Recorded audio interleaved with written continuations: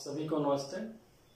मैं पिंटू कनौजिया, प्रवक्ता जिला शिक्षा एवं प्रशिक्षण संस्थान रामपुर कारखाना देवरिया उत्तर प्रदेश। ऑनलाइन क्लासेस के क्रम में SCERT के द्वारा भी SCERT के फेसबुक पे विशेषज्ञों के माध्यम से ऑनलाइन क्लास चलाया जा रहा है। 8 जून से सेकेंड सेमेस्टर का भी सोशल साइंस का ऑनलाइन क्लास चलेगा और हम चाहेंगे कि आप लोग पार्टिसिपेट करें, क्योंकि इसकी व्याख्या हम लोगों से मांगी जा रही है कि कितने लोग उन ऑनलाइन क्लास को देख रहे हैं। तो ठीक है, आप लोग पार्टिसिपेट करिए। हम 4th सेमेस्टर में उदारवादी और उग्रवादी आंदोलन पढ़ रहे थे। आइए उसी क्रम में आज हम लोग पढ़ेंगे बंगाल विभाजन और बंगाल विभाजन के परिणाम स्वरूप स्वदेशी आंदोलन का प्रारंभ। 19वीं शताब्दी का प्रारंभ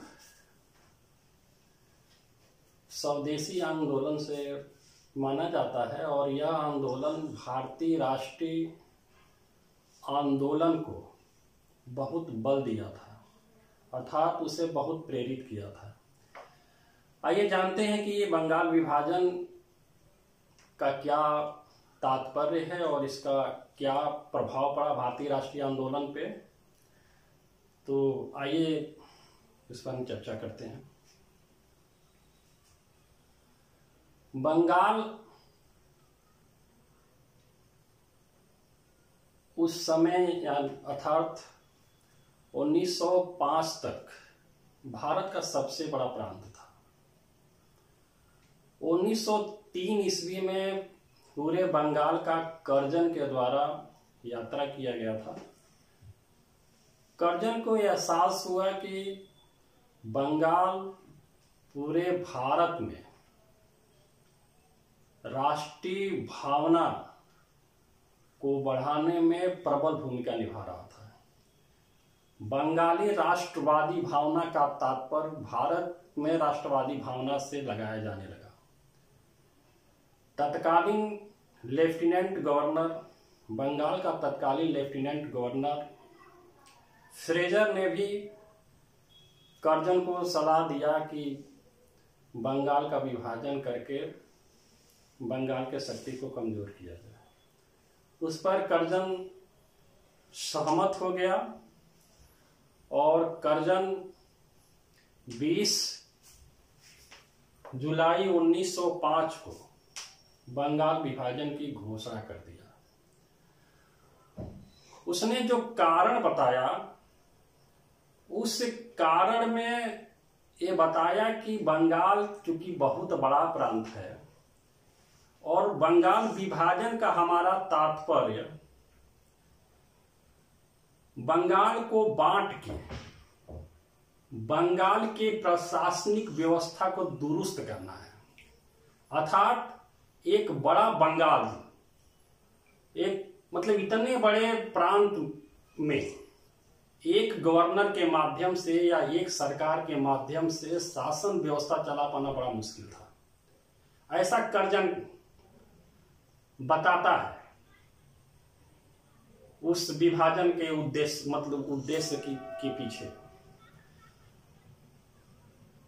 और वो ये भी बताता है कि अगर बंगाल का विभाजन हो गया तो बंगाल की आर्थिक व्यवस्था भी दुरुस्त हो जाएगी।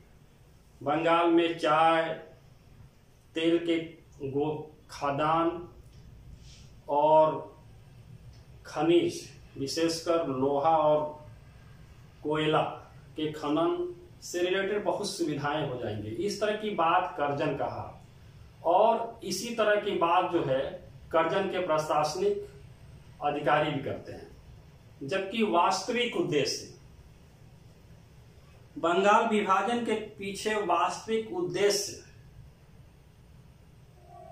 बंगाल में बढ़ रहे राष्ट्रवादी भावना को कुचलना था। साथ ही कर्जन बंगाल में ब्रिटिश सरकार के वो विश्व प्रसिद्ध नीति फूट डालो और राज करो अर्थात डिवाइड एंड रूल की पॉलिसी को फॉलो करना चाह रहा था।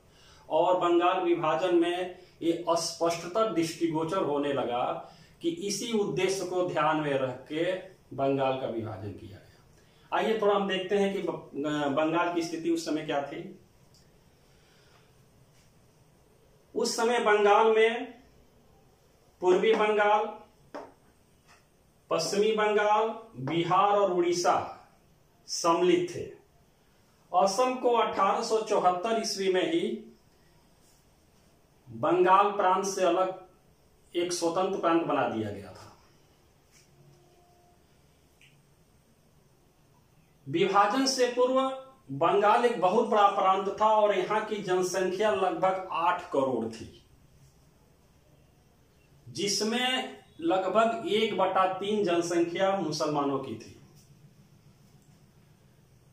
कर्जन जो प्रस्ताव रखा बंगाल विभाजन का, उसमें बंगाल को 2 भागों में बांटना था। बंगाल को 2 भागों में बांटना था।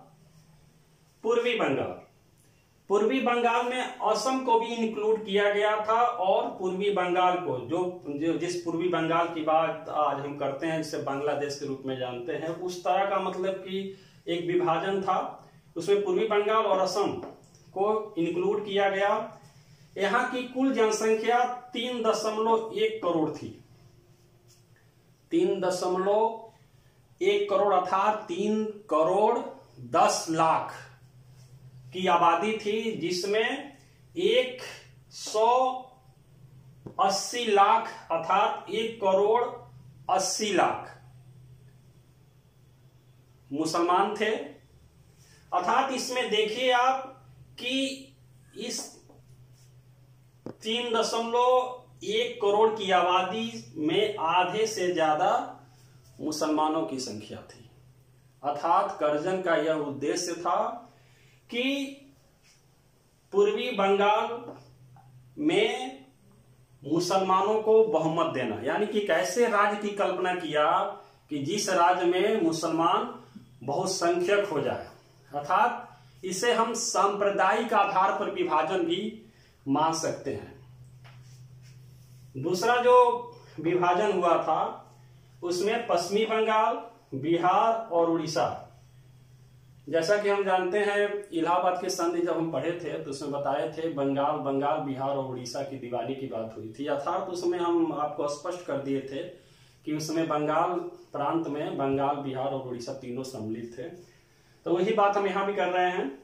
इसमें पश्चिमी बंगाल, बिहार और उड़ीसा, देखिए यहां पूर्वी बंगाल जो बना इसकी राजधानी ढाका बनी थी और ये पश्चिमी बंगाल, बिहार और उड़ीसा की राजधानी कोलकाता बनी थी। ये जो भाग था इसमें 5 करोड़ 40 लाख की आबादी थी और इस आबादी में 1.7 यानी कि 1 करोड़ 70 लाख 1 करोड़ 70 लाख की जनसंख्या बंगाली भाषी थी और 3.7 यानी कि 3 करोड़ 70 लाख की आबादी जो है हिंदी और उड़िया यानी उड़ीसा की भाषा उड़िया बोलने वाले थे। और यहां पर जो है कुल आबादी में 5 करोड़ 40 लाख की आबादी में केवल 90 लाख मुसलमान थे। अर्थात मुसलमानों का यहां पर मुसलमान जो है बहुसंख्यक हो गए और यहां पर मुसलमान जो है अल्पसंख्यक हो गए। यहां पे एक सांप्रदायिक विभाजन, धर्म के आधार पर एक सांप्रदायिक विभाजन देख रहे हैं हम कि एक प्रांत बनाने की बात हो रही है जहां पर मुस्लिम बहुसंख्यक है और एक यहां पर देखिए एक ऐसे राज्य बनाने की कल्पना हो रही है क्योंकि बंगाली भाषी अपने आप को एक मानते थे, उनमें राष्ट्रवादी भावना प्रबल थी और यहां भाषाई आधार पर भी बंगालियों को अल्पसंख्यक कर देने की प्लानिंग थी। अर्थात यहां देखिए केवल 1.7 यानी कि करोड़ यानी कि 1 5,70,00,000 की जनसंख्या ही बंगाली भाषा बोलने वाली थी, 5,40,00,000 में, यानी कि यहाँ पर बंगाली भाषी भी अल्पसंख्यक हो गए थे। तो ये हम दो तरह का विभाजन देख रहे हैं। एक विभाजन जो है वो सांप्रदायिक आधार पर हो रही है और एक जो है भाषाई आधार पर हो रही है। और इसका सीधा सीधा असर और सीधा सीधा तात्पर्य उद्देश्य कर्जन का यही था कि बंगाल में बढ़ रहे राष्ट्रवाद को कुचलना, क्योंकि अब जो है इनके बीच में एकता नहीं रह जाएगी और ये आपस में ही जो है सांप्रदायिक आधार पर लड़ेंगे, कभी धर्म के नाम पर तो कभी भाषा के नाम पे। तो कुछ ब्रिटिश अधिकारियों ने भी अपने अपने तरीके से कहने का प्रयास किया है, जिसके आधार पर भी हम अनुमान लगा सकते हैं कि बंगाल विभाजन का उद्देश्य बंगाल में बढ़ रहे राष्ट्रवाद को रोकना था। जैसे तत्कालीन गवर्नर, लेफ्टिनेंट गवर्नर ब्रेमफील्ड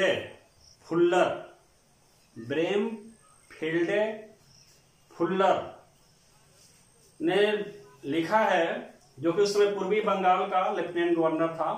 उसने लिखा है कि मेरी दो पत्नियां हैं, एक हिंदू और एक मुस्लिम, दूसरी वाली मुझे ज्यादा पसंद है। इसी तरह का एक स्टेटमेंट रीजले का है। रीजले कहता है अविभाजित बंगाल बड़ी शक्ति है, विभाजन के बाद कमजोर पड़ जाएगा। तो स्पष्टतः हम यह कह सकते हैं कि बंगाल विभाजन का उद्देश्य बंगाल में बढ़ रहे राष्ट्रवादी भावना के विकास को रोकना था। कर्जन द्वारा जो ही बंगाल विभाजन की घोषणा की गई 20 जुलाई 1905, तभी से बंगाल में बंगाल विभाजन के विरोध में आक्रोश की भावना बढ़ने लगी। जगह जगह धरना, प्रदर्शन, हड़ताल, बड़ी बड़ी जनसभाएं जिनमें हजारों की संख्या में लोग इकट्ठा होने लगे। 7 अगस्त 1905 को कलकत्ता के टाउन हॉल में एक बहुत बड़े सम्मेलन का आयोजन किया गया। इस सम्मेलन में बहिष्कार का प्रस्ताव पारित किया गया और ये कहा गया कि यदि ब्रिटिश गवर्नमेंट बंगाल विभाजन की योजना को रद्द नहीं करती है तो हम गवर्नमेंट का विरोध करेंगे। विरोध का तरीका जो होगा हमारा वो बहिष्कार होगा। बहिष्कार का तात्पर्य कि हम विदेशी वस्तुओं का बहिष्कार करेंगे, विदेशी विद्यालयों का बहिष्कार करेंगे, न्यायालयों का बहिष्कार करेंगे, उपाधियों का बहिष्कार करेंगे, अर्थात हम स्वदेशी अपनाएंगे। अर्थात अब यहां पे आत्मनिर्भरता की बात होने लगी। इस आंदोलन के महत्वपूर्ण नेता सुरेंद्र नाथ बनर्जी, अश्विनी कुमार दत्त, लालपाल बाल यानी लाला लाजपत राय, बिपिन चंद्र पाल, बाल गंगाधर तिलक, अरविंद घोष, द्विजेंद्र नाथ जैसे नेता इस आंदोलन से जुड़े। आइए हम बात करते हैं इस आंदोलन के क्या कार्यक्रम थे। कार्यक्रम यह था कि ब्रिटिश गवर्नमेंट को आर्थिक रूप से पंगु बनाना, अर्थात अगर हम ब्रिटिश गवर्नमेंट का, उसके द्वारा बनाए गए चीजों का, यानी कि जहां जहां हम ब्रिटिश गवर्नमेंट से जुड़े हुए हैं हम उनसे अलग हों, अर्थात उनका बहिष्कार करें। और आत्मनिर्भरता की बात हो रही है। आत्मनिर्भरता मतलब कि हम स्वदेशी अपनाएंगे तो भारत में उद्योग धंधों का विकास होगा, लोग आत्मनिर्भर होंगे और धीरे धीरे जो है हमारी निर्भरता ब्रिटिश गवर्नमेंट से हटेगी और ब्रिटिश गवर्नमेंट जो है आर्थिक रूप से कमजोर होगी। उसके आर्थिक हितों का जब पर चोट लगेगी तो हमारी बात को मानने के लिए बाध्य हो जाएगी। यहाँ हम सीधे सीधे समझ सकते हैं कि भारतीय राष्ट्रीय आंदोलन में एक बहुत बड़े परिवर्तन का यह समय है। हम बात कर रहे थे 1885 से 1905 के बीच जो उदारवादी या नरमपंथी कांग्रेस की जो नरमपंथी राजनीति थी, उसमें अभी तक क्या हो रहा था? अभी तक ब्रिटिश गवर्नमेंट से निवेदन, प्रतिवेदन, जनसभा और शिष्टमंडल की ही बात हो रही थी। अब यहाँ पर जो है ब्रिटिश गवर्नमेंट पर प्रेशर बनाने की बात हो रही, दबाव बनाने की बात हो रही है। और यही वो समय है कि कांग्रेस की आंतरिक नीतियों में एक भूचाल आ जाता है, यानी कि बहुत बड़े परिवर्तन का दौर आ जाता है। उदारवादी और उग्रवादी जो नेता हैं उनमें स्पष्टतः वैचारिक मतभेद हो जाते हैं और यह मतभेद आप देखेंगे अंततः जो है कांग्रेस के विभाजन का कारण बनता है।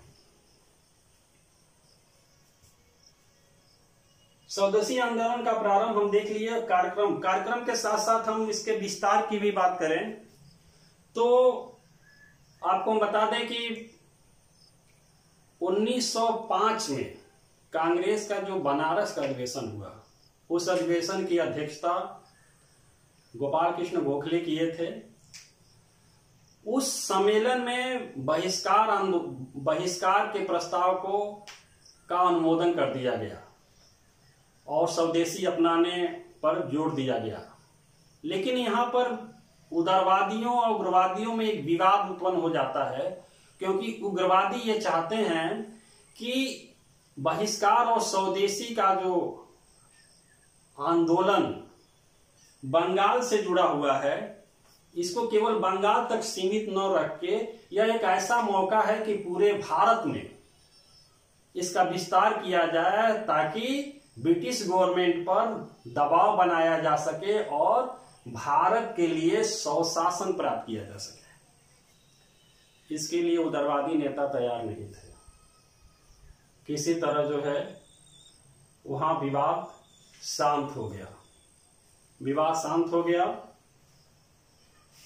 यह आंदोलन ज्यों-ज्यों आगे बढ़ता गया, इसका विस्तार भी होता गया और यह आंदोलन केवल बंगाल तक ही नहीं रहा, क्योंकि उग्रवादी जो नेता हैं वह इस आंदोलन को बंगाल से बाहर भी ले जाते हैं। जैसे पंजाब और संयुक्त प्रांत का मतलब कि आप जानते हैं कि संयुक्त प्रांत तो उत्तर प्रदेश का ही प्राचीन नाम है, यानी कि उत्तर प्रदेश को उस समय संयुक्त प्रांत के ही नाम से जाना जाता था। अर्थात पंजाब और संयुक्त प्रांत में अजीत सिंह और लाला लाजपत राय बहिष्कार आंदोलन चला रहे थे। वहीं दिल्ली में सैयद हैदर रजा, महाराष्ट्र के नासिक और पुणे में, पूरे महाराष्ट्र में बाल गंगाधर तिलक इस आंदोलन को आगे बढ़ा रहे थे। वहीं मद्रास में चिदम्बरम पिल्ले, यानी कि यह आंदोलन जो है एक व्यापक रूप धारण कर चुका था। वो केवल बंगाल तक ही नहीं, पूरे भारत को प्रभावित कर रहा था। यानी कि यह इसे हम एक जन आंदोलन कह सकते हैं। यह आंदोलन ज्यों-ज्यों विस्तार की तरफ बढ़ रहा है, त्यों-त्यों ब्रिटिश गवर्नमेंट भी इस आंदोलन को कुचलने के लिए तैयार है। छात्र कॉलेज छोड़ के आंदोलन में शरीक हुए थे। उन छात्रों को रोकने के लिए कॉलेजों तथा विश्वविद्यालयों में जबरदस्त प्रबंधकी नियंत्रण बनाया जाता है ताकि फिर से उन्हें कॉलेज में लाया जा सके, नहीं आते हैं तो उन्हें बर्खास्त किया जा सके। उसी प्रकार इस आंदोलन में शरीक लोगों को गिरफ्तार करने का भी प्रयास किया जा रहा है। तमाम ऐसे नियम कानून बनाए जाते हैं और बहिष्कार करने वाले आंदोलनकारियों पर द्रोहात्मक यानी कि राजद्रोह जैसे अपराध में उनको गिरफ्तार किया जा रहा है। इसी क्रम में आप देखेंगे बाल गंगाधर तिलक, अश्विनी कुमार दत्त, अरविंद घोष, बिपिन चंद्र पाल जैसे नेता जो है गिरफ्तार हो जाते हैं। यह आंदोलन प्रारंभ में तो बहुत उत्साह से आगे बढ़ता है, लेकिन कुछ ऐसी कमियां भी इस आंदोलन में देखने को मिलती हैं। कुछ ऐसे कारण कुछ ऐसे तत्व तो सामने आते हैं, जैसे कि हिंदू त्योहारों, हिंदू नेताओं यानी कि जो हमारे महान देशभक्त, उनको सामने लाके लोगों को संगठित करने का प्रयास किया जा रहा है। जैसे अगर हम महाराष्ट्र में देखें तो वहाँ पे गणेश महोत्सव और शिवाजी जी को आदर्श बनाया जा रहा है। ऐसे ही हिंदू त्योहारों को राष्ट्रीय एकता के रूप में देखा जा रहा है। ये सब चीजें हो रही हैं। तो ये सब चीजें एक तरफ जहां लोगों को जोड़ रही हैं, वहीं पर जो है बंगाल, वहीं पर यह सांप्रदायिक विभाजन का भी या सांप्रदायिक दंगों का भी कारण बनता है। इसलिए आंदोलन कमजोर हो रहा है। जैसा कि हम जानते हैं कि बंगाल विभाजन 16 अक्टूबर 1905 को प्रभावी हुआ था और उस दिन जो है पूरे बंगाल में हलचल मच जाती है। बंगाल के लोग, पूर्वी बंगाल और बंगाल के लोग आपस में राखी बांधते हैं एकता का प्रतीक के रूप में, और इस विभाजन का विरोध होता है।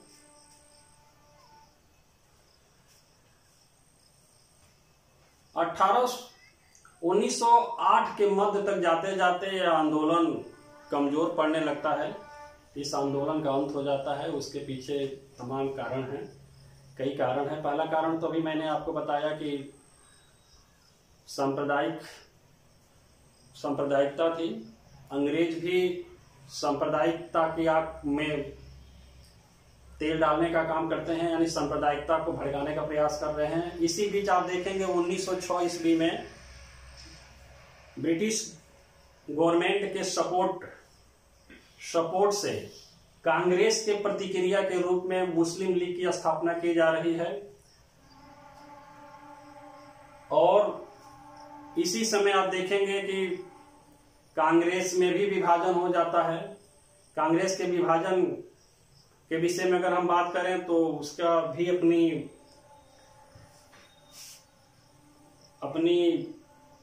कंडीशन थी। कंडीशन ये थी कि अभी हम बात किए हैं, जैसे कि इस पॉइंट की अगर हम बात करें कि स्वदेशी आंदोलन या कांग्रेस, तो अभी हम बात किए हैं कि 1905 के बनारस के अधिवेशन में स्वदेशी और बहिष्कार का प्रस्ताव तो पास कर लिया गया था, लेकिन उदारवादी जो नेता थे वे इस आंदोलन को बंगाल से बाहर ले जाने के लिए तैयार नहीं थे, जबकि उग्रवादी चाह रहे थे कि इस आंदोलन को पूरे भारत स्तर पे लाया जाए और हमारा उद्देश्य जो है स्वशासन प्राप्त करना होगा। 1906 के कलकत्ता अधिवेशन में अध्यक्ष पद को लेकर विवाद की स्थिति उत्पन्न हो जाती है, लेकिन दादा भाई नौरोजी के अध्यक्ष बन जाने के कारण ये विवाद शांत हो जाता है, क्योंकि उदारवादी और उग्रवादी दोनों पक्ष दादा भाई नौरोजी को सपोर्ट करते थे। कलकत्ता अधिवेशन में 4 प्रस्ताव पारित कराए थे जो बहुत महत्वपूर्ण है। पहला प्रस्ताव था बहिष्कार, दूसरा स्वदेशी, तीसरा राष्ट्रीय शिक्षा और चौथा था स्वशासन। कलकत्ता अधिवेशन में ही पहली बार दादा भाई नौरोजी के द्वारा स्वराज शब्द का कांग्रेस के मंच से प्रयोग किया गया था, इस्तेमाल किया गया था। 1906 में तो कांग्रेस का विभाजन टल गया, लेकिन 1907 के कांग्रेस का वार्षिक अधिवेशन पहले नासिक में होना था, नासिक वह क्षेत्र था जहां उग्रवादियों का प्रभाव ज्यादा था, इसलिए उदारवादी जो है इस सम्मेलन को नासिक में न करा के सूरत में कराए। 26 दिसंबर 1907 को ताप्ती नदी के किनारे कांग्रेस का सूरत अधिवेशन हुआ। उस अधिवेशन में भी अध्यक्ष के पद को लेकर विवाद की स्थिति उत्पन्न हो गई। उग्रवादी लाला लाजपत राय को अध्यक्ष बनाना चाह रहे थे और उदारवादी रास बिहारी घोष को, जो एक उदारवादी थे। चूंकि उस सम्मेलन में उदारवादियों का बहुमत था, इसलिए लाला लाजपत राय अध्यक्ष नहीं बन पाए और अध्यक्ष बन गए रास बिहारी घोष। रास बिहारी घोष के अध्यक्ष बनने के बाद कांग्रेस ने 1906 में जो 4 प्रस्ताव पारित कराए थे, उन प्रस्तावों को निरस्त कर देने तथा उसके प्रयोग पे, उसके निरस्त कर देने और उसके प्रयोग के लेके विवाद की स्थिति उत्पन्न हो गई। और यह स्थिति उत्पन्न होने की वजह से काफी विवाद हुआ और यह विवाद अंततः जो है कांग्रेस के विभाजन का कारण बना और कांग्रेस जो है 2 भागों में बट गया। यानी कांग्रेस का विभाजन हो गया, उदारवादी और उग्रवादी अलग अलग हो गए। मूल कांग्रेस पर उदारवादियों का अधिकार रहा और उग्रवादियों को सम्मेलन में सम्मिलित होने से वंचित कर दिया गया। फिर आप देखेंगे 1916 में फिर कांग्रेस का विभाजन रद्द हो जाता था, ये दोनों एक हो जाते हैं, उसके विषय में हम लोग बाद में पढ़ेंगे। तो ये रहा कांग्रेस का रुख। आंदोलन के अंत की बात कर रहे थे तो बताएं कि 1908 के मध्य तक जाते जाते तमाम ऐसी परिस्थितियां क्रिएट होती हैं कि आंदोलन धीरे धीरे जो है समाप्त हो जाता है। पहला कारण अभी बताएं आपको, सांप्रदायिक। दूसरा जो है कांग्रेस के जो नेता वो आपसी विवाद के कारण उस शक्ति को कमजोर कर दिए, यानी कि उग्रवादी और उदारवादी अलग अलग हो गए। इसके वजह से इसका लाभ उठा के ब्रिटिश गवर्नमेंट उग्रवादी नेताओं को गिरफ्तार कर दिए, जेल में डाल दिए और अब ये उग्रवादी नेता इस आंदोलन को नेतृत्व नहीं दे पाए। इसके पीछे एक और कारण है कि यहाँ भी British government divide and rule की पॉलिसी को फॉलो कर रहे थे, क्योंकि आप पढ़ेंगे तो पाएंगे कि इसी बीच जो है जिस समय बंगाल विभाजन की आंदोलन चल रहा था, स्वदेशी आंदोलन, इसी समय भारत सचिव के द्वारा उदारवादी नेताओं को आश्वासन दिया गया था कि आप लोग इस आंदोलन को रुकवा दीजिए और आप जो भी संवैधानिक सुधार चाह रहे हैं वो हम आपको देंगे। तो इस आश्वासन के बाद उदारवादी जो है इस आंदोलन को रोक देने के पक्ष में थे। साथ ही एक कुछ और भी पॉइंट है जो बड़े महत्वपूर्ण हैं। पहला पॉइंट ये है कि यह आंदोलन जो है मुसलमानों को अपने साथ सम्मिलित नहीं कर पाया।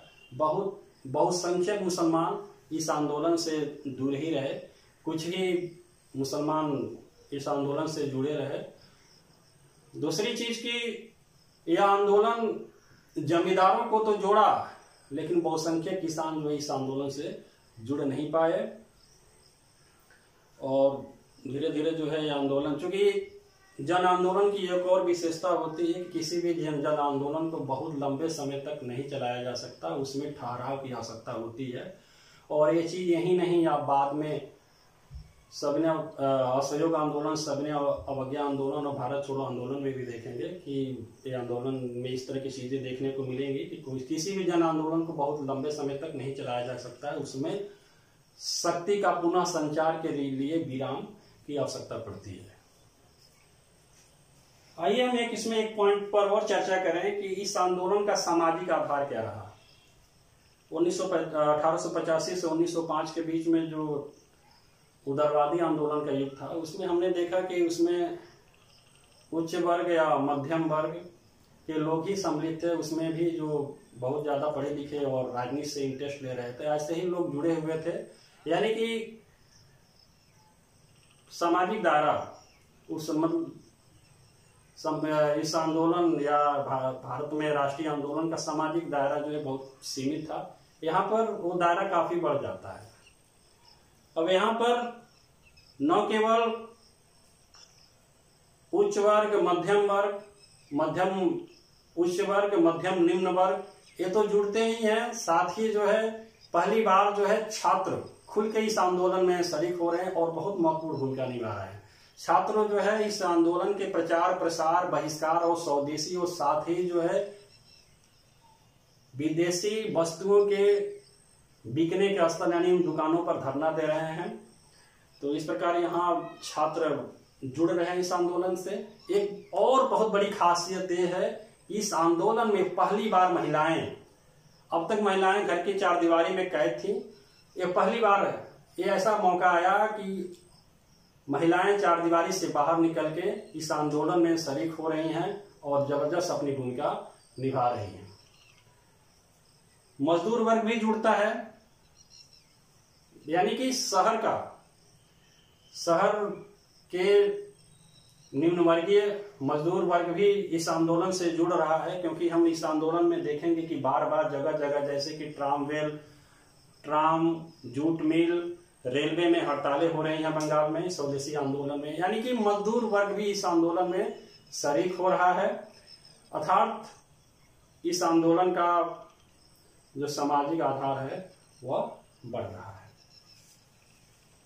आइए बात करते हैं कि इस आंदोलन का क्या प्रभाव पड़ा या इस आंदोलन का क्या महत्व है। तो सबसे पहले तो हम बात करें कि ये आंदोलन धीरे धीरे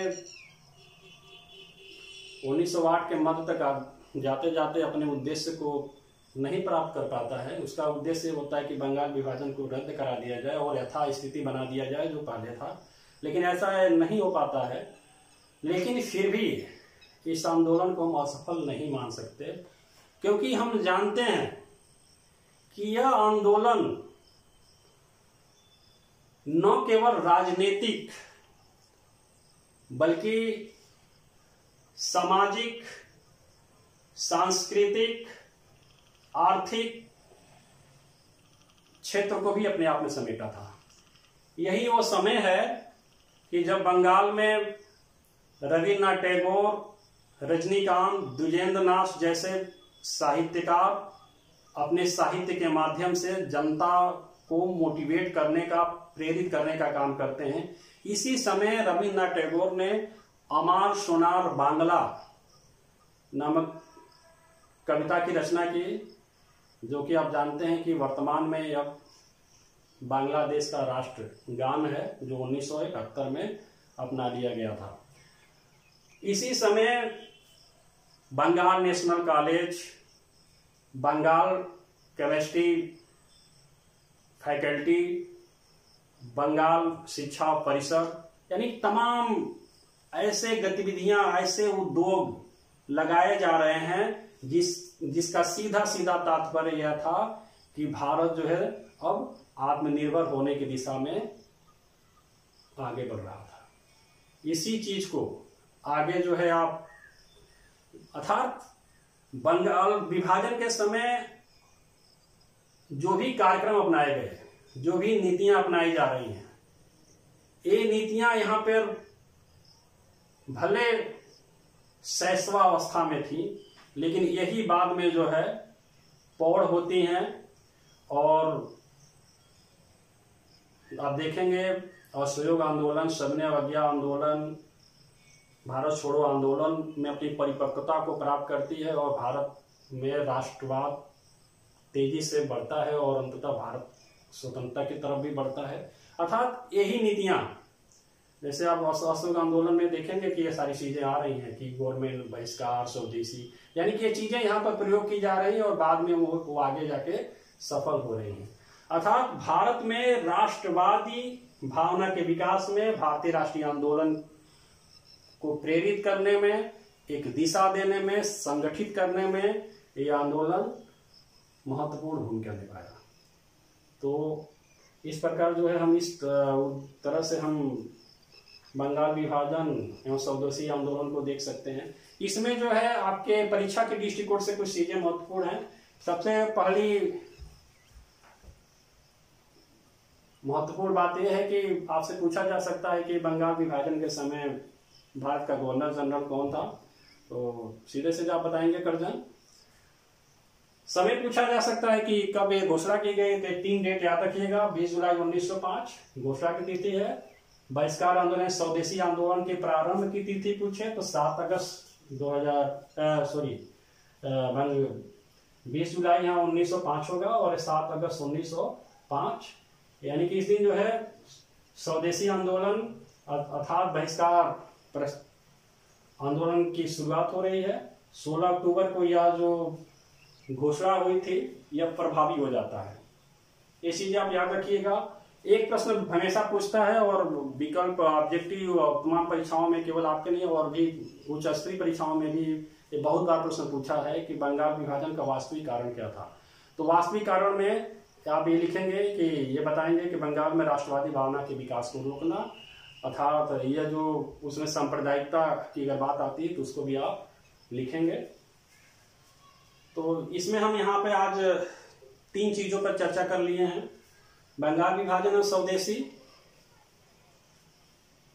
मुस्लिम लीग की स्थापना। चलिए मुस्लिम लीग की स्थापना पे यहाँ थोड़ा सा और फोकस कर दें।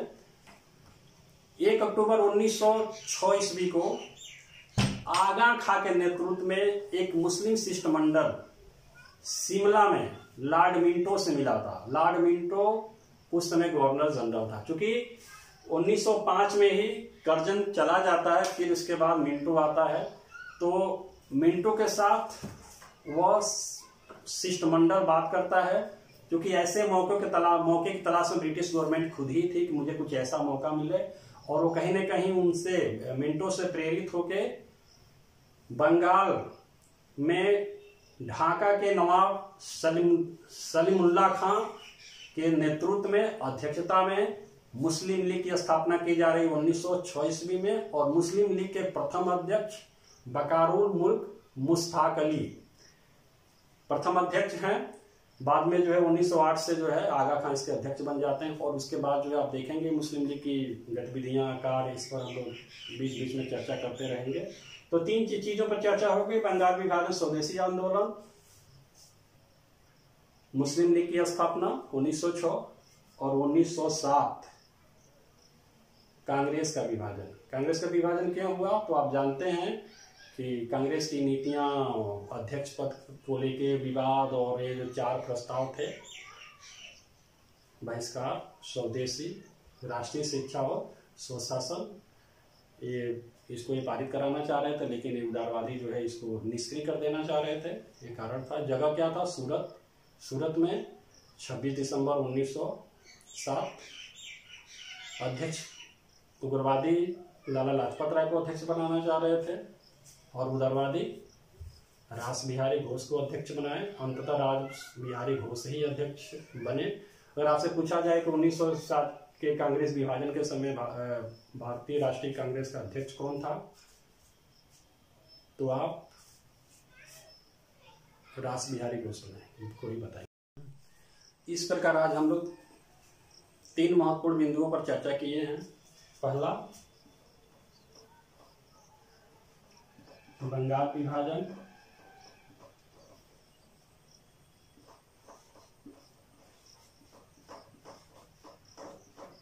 बंगाल विभाजन 1905। दूसरा, मुस्लिम लीग की स्थापना।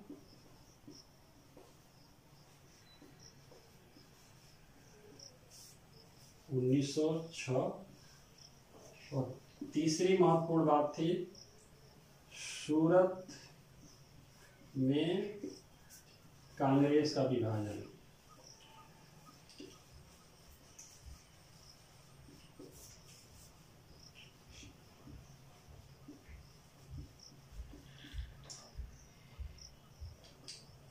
(1907)